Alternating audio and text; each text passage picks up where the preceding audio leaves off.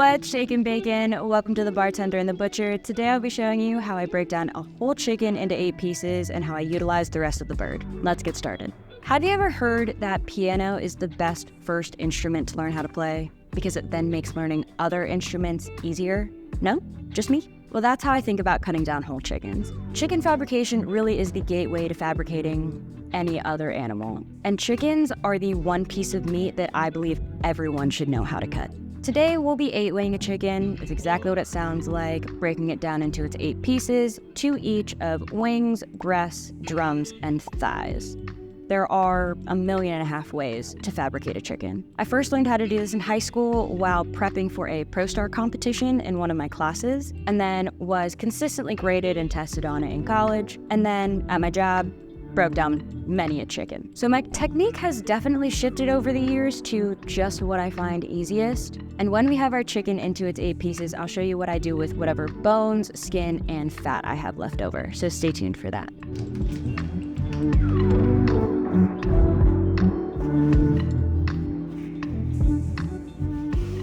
First, I make sure to dry off my chicken and my workspace. If you saw the Butchery Tools video, you'll know that a dry product and a dry workspace is a safer situation. I think of chicken fabrication in 2 main steps. Step number 1 is identifying the pieces that I will be cutting off the whole. So for us, that'll be the leg quarters, the wings, and the back. Step number 2 is refining each of those pieces into their final form.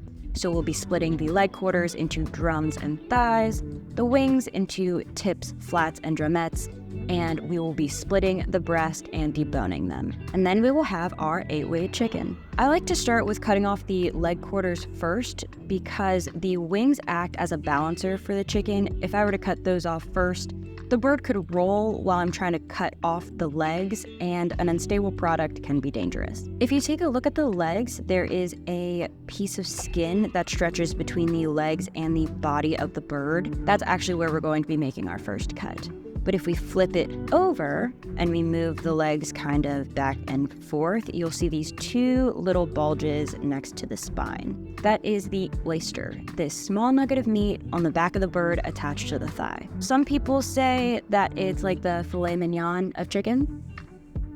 Sure. But when I was learning how to do this, if you could cleanly remove the oyster while it was still attached to the thigh, it was a sign of skill. Now, if you don't get it, especially on your first couple of tries, don't beat yourself up about it. So from here, we're actually going to make our first cut in this piece of skin right here, just enough to open it up, and then we'll pull it back to further separate the skin. I hope you can see there's a line of fat that marks where the thigh and the body of the bird meet, and that's actually where we're going to be making our cut.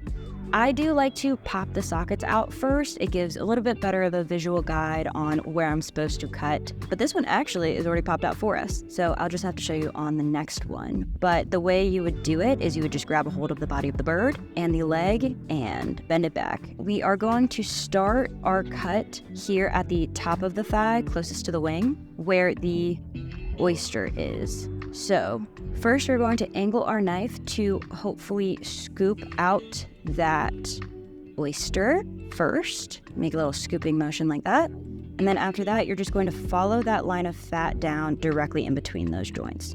Use gravity to help you remove the leg quarter. And there you go. There's one. Put that aside. Dry off our chicken. Again, if we take a look, I did a pretty good job getting the oyster out for the most part. Now keep in mind there's always going to be an easier side of the chicken when you're breaking them down. For me, it's the right side, my left, because I'm right-handed. So just keep that in mind, don't let it discourage you. So we are now going to do the exact same thing on the other side. Slice through this bit of skin, pull the leg quarter back, pop the joint out. Starting at the top, note where the oyster is and angle your knife, scoop it, and then follow that line all the way down through that joint. And there is your second leg quarter. Moving on to the wings, I was originally taught how to break down a chicken by my teacher showing us a small replica of a human skeleton, so she could point out all of the joints because they're all the same in a person as they are in a chicken. So to cut off the wings, we need to find the chicken's armpit. If you lift up the wing, you will find this line where the wing and the body meet. So we are going to make our first cut there, only deep enough to make it down to the bone. And then we are going to do the same thing we did with our leg quarters. We're going to pop the joint out. This chicken has a strong shoulder. Or not, because this one is not coming. So if this is what happens to you and the joint does not want to pop out, just push into the breast a little bit and you'll be able to feel where that joint is. If you can see it, it's right over here. So that line that we saw originally, if you just follow the curvature of that line, you'll be able to get the wing out. Just like we did with leg quarter, holding the wing up, using gravity to help us, and through that joint. Be mindful to try to avoid cutting any of the meat out of the breast when you do this. Now that one, I had to work for that one. Let's see if I can properly demonstrate on the other side. So, same deal, lifting up the wing, seeing that line where the chicken's armpit is, making a small cut down to the bone. Oh, see, that one popped out. Popping out the joint, and then just cutting around that. From here, most people would say just to remove the breasts off of the body, but I always felt like that was a little awkward. It's a little unstable, so I actually prefer to cut the spine off first. So take your bird tail up, and we're just going to make a straight cut right down the middle of here. You're gonna need a sharp knife for this one. Don't be afraid to cut through the rib bones. And luckily with young chickens, the bones are pretty soft. Don't be afraid to hear some cracking. And then I would say about halfway, 3/4 of the way down, you can just go ahead and pull the back off the rest of the way. Making a couple cuts here and there to help.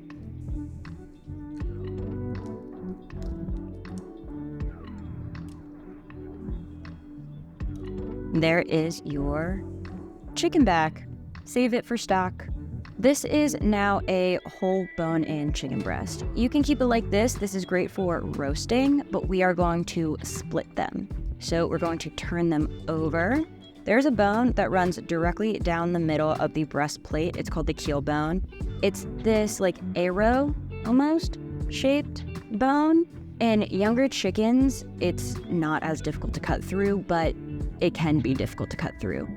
Usually, I would just power through the keel bone and cut directly through it, but I'll show you how to take it out. The bone is being held in place just by this like thin membrane right here. So you just want to score that membrane and jimmy your fingers underneath it and on each side, if you can see.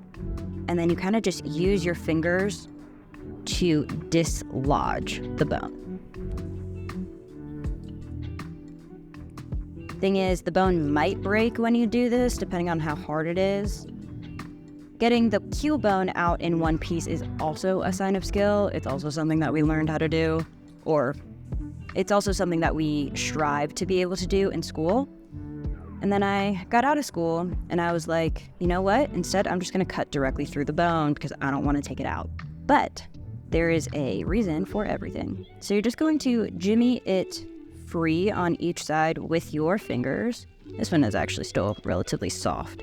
You can use your knife to help you if you feel like you need. And then you're going to want to try to pull it out. It goes down pretty deep. So if you can get your fingers underneath it, just like that, you can start to just pull it out. Oh, wow. I got that out in one piece. I can't remember the last time I did that, to be honest with you. I'm kind of impressed with myself. That can be put into stock as well, but now it'll be just much easier to split the breast now that we don't have to go through that bone. I'm going to take my knife, and the breast is kind of shaped like a heart. So where they meet right here, that's where we're going to make our cut. Straight down the middle. Let me tell you, that is exponentially easier if you take the keel bone out. But if you're like me most of the time, Use a good sharp knife and a little bit of force and you'll be able to get your way through it. So now we have 2 bone-in breasts. Again, you can keep them like this. I'm actually going to skin them and bone them out. So this would be the start of the second step. We are going to start refining our pieces. Like I said, I'm going to take the skin off of the breasts, save that skin for later. Same thing on this side. I'll turn them over. So now instead of trying to cut the breast off of the carcass, we are just cutting a little bit of the ribs off of the breast. In my opinion, this is way easier and you're less likely to lose meat from your breast this way. So we're just going to start with one side, and you can really clearly see where the bones are. So we're just going to slice as close to all of these bones as we can, being careful of our fingers and pulling the meat and the bones apart like we do for everything. Take care of that membrane a little bit.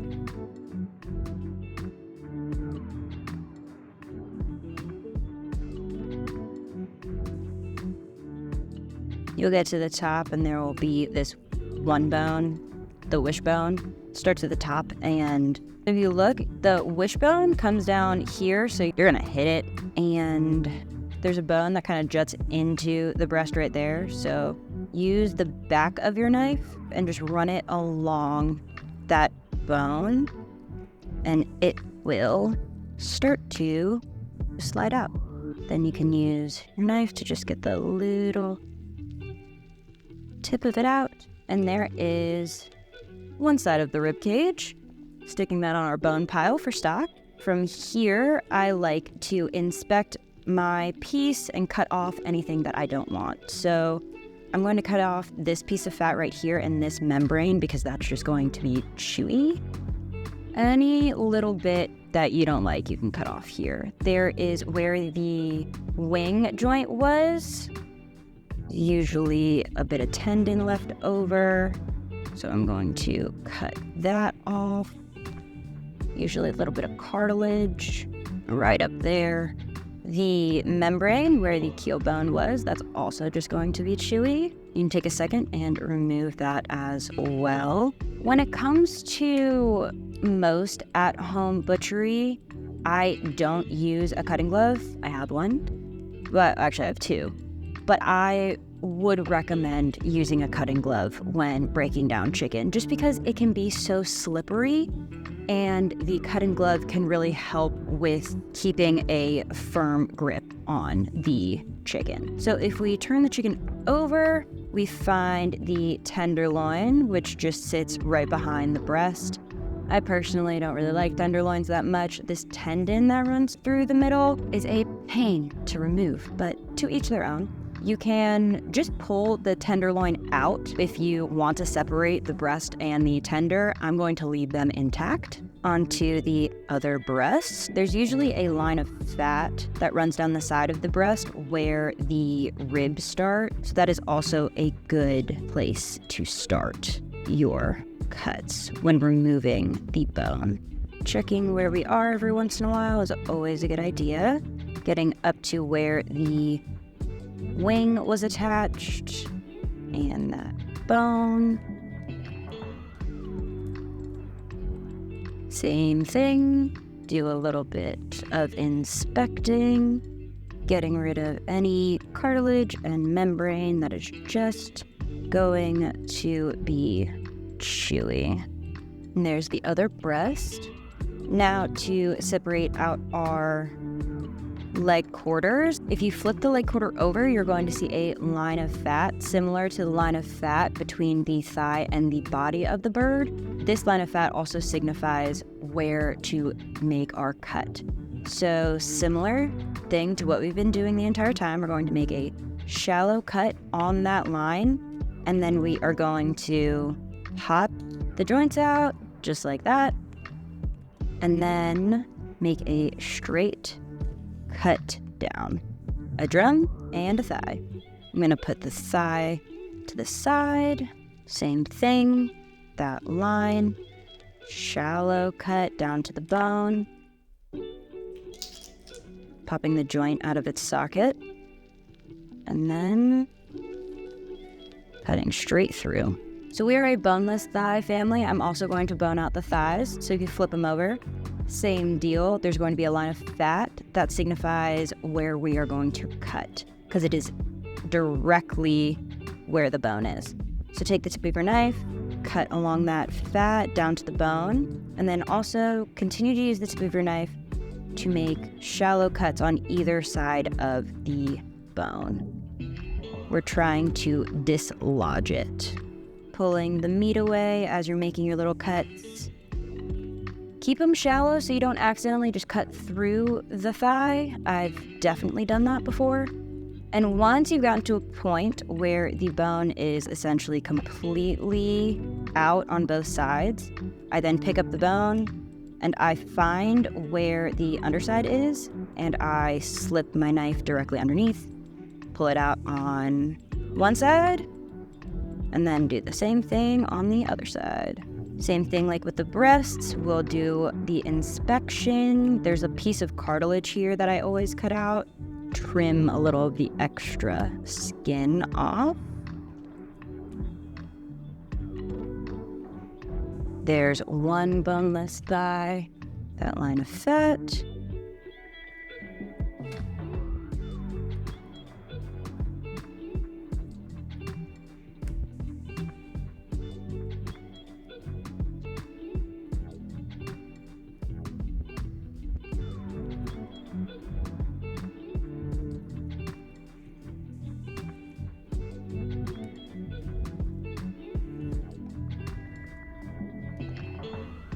Finally, to separate the wings into the drumette, the flat, and the tip. So if you look at the underside of the wing, there is going to be, at each joint, there's going to be kind of this little ball that you can hopefully see, more so feel. You can cut directly into that and that will separate them out. Or you can do like what we've done before, make a shallow cut, pop out the joints, and then cut them that way. I'll show you both ways. So get a nice sharp knife, find that little bulge of the joint, and then directly through. Same thing with this, directly through. So that's one way to do it. Save the flats for stock. And then the way that I prefer to do it, which is the way that I've so far done the entire chicken, is I like to pop out the joints first. It makes it just a little bit easier for me. So first, make a little cut in that piece of skin, pop out the joint like that, if you can see that. Cut directly in between those. And then same thing, shallow cut in the skin right there. Popping out the joint, and then cutting down in between. So just two ways to do it. We've got our two little drumettes and our two little flats. Are you a flat person or a drum person when you eat wings? I am a flats person, but let me know what your preference is in the comments. And there we have our 8-weight chicken. It's more like 10-weight because I split the wings, but I don't feel the need to be that technical. This is a good point to package everything up for the fridge or the freezer. You know the drill by this point. We like to vacuum seal everything, label and date it, and throw it in the freezer for when we would like to cook it. Same thing goes for the bones, but I am actually going to show you what I'm going to do with that. I think I mentioned it earlier that we are a boneless chicken thigh household. But since bone-in chicken thighs are cheaper, we tend to buy packs of those, and then I just bone them out at home. After I do that, I will take all of the bones, I'll throw them in a bag, I'll label and date it, and I'll throw them in the freezer. And after I do that enough times and I have a good amount of bones, I'll pull them out of the freezer and make chicken stock with them. I want to show you my favorite way to do it. I pulled my saved bones out of the freezer yesterday, and I am just going to mix in the bones from today in with those. I like to roast my bones first because I associate brown food with flavor, and partially because when I roast them first, I don't have to deal with that gross foam that floats to the top when you're cooking stock. So no foam means no skimming, means less work for me. So I roast them for, I would say, anywhere from 40 minutes to an hour at 400 degrees Fahrenheit. I really don't time this. I put them in there. After about 30 minutes, I check on them occasionally, and I'll pull them when they look brown enough, or I lose my patience and don't want to wait for them to get browner. So I've made quite a bit of stock in my short life, and the one thing that always turns me away from making it is the fact that I have to babysit the pot. I have to make sure that it doesn't boil over and that the liquid isn't evaporating too quickly or too much. I need to add liquid back if it does evaporate. So my favorite way to make stock now is in a crock pot cooking overnight. So I will pull the bones out of the oven, I'll throw them in the crock pot, I'll just cover them with water because since it's a slow cooker, we don't have to worry about the evaporation that we would if we were doing it in a regular pot. So you really don't need that much water. I put it on low and then I let it go overnight. And I love that I can just set it in there and leave it. I like to let it cook for really as long as possible, 8 to 12 hours. That's why I recommend doing it overnight. It's very passive work this way, as well as you'll wake up to your house smelling like chicken noodle soup, and it is glorious. The next day, I'll remove all the bones, thank them for their flavor, and then discard them. I will also pour the stock through a fine mesh strainer to get any more little bits out. Sometimes I'll strain it through a coffee filter, but that is not super necessary in my opinion. It really gets all of like the little sediment out, and it also gets a good portion of the fat out of it as well. It's just a very tedious process that about halfway through every time I do it, I ask myself, why did I do this? I'm not going to do this next time. So that's a give or take. You could also use cheesecloth or a nut milk bag or something like that to make the process probably a little bit faster than using coffee filters, but not super necessary. Now from here, you can go ahead and jar up your stock, label date it, keep it in the fridge or the freezer, but I like to go one extra step so that it doesn't take up as much space in the freezer. So I'll take the strained stock, I'll put it in a pot, put that pot on medium, low, and let it reduce by half or even more. This is just so that I can put it in a smaller jar in my freezer, and when I do end up using it, I can just dilute it with water. So I'm keeping all the flavor, just in a smaller package. I am not a fan of chicken drumsticks. The tendons are a really big turnoff for me. So instead of packaging them up for the freezer like I did with everything else, I actually prefer to cook them first. I like to cook them, pull all the meat off of the bone, save the bone for stock, and then vacuum seal and freeze the pre-cooked meat. So I've turned my least favorite part of the chicken into a super convenient protein option that I can throw into any meal. I just pull it out of the freezer and throw it in a pan. This is the only time that I tend to cook chicken in water. Now, before you come for me, before you roast me, I do flavor the water. I just do so minimally. This is just so that the chicken itself is not completely flavorless, but it's easily adaptable to whatever flavor profile of the dish that I'm adding it to later. So to the cooking water, I like to add a couple garlic cloves, a couple bay leaves, some peppercorns, a splash of soy sauce, chicken bouillon. You can even add some onion chunks in there. Really go crazy, add whatever aromatics you want. I simmer that for a few minutes until it comes to temp, 165. I pull the drums out, I let them cool down a little bit, and then I take all the meat off the bone. I also sift through, cut off any tendon or any chewy bits, and then I vacuum seal and I freeze that cooked meat. Another reason I do it like this is because I find it way easier to pull the meat off of the bone when I cook the drums in liquid. I love chicken skin and chicken fat. I love them. So you best believe we don't throw those things away in this house. I'll take them and cut them up into smaller pieces because then the fat will render out faster and more evenly that way.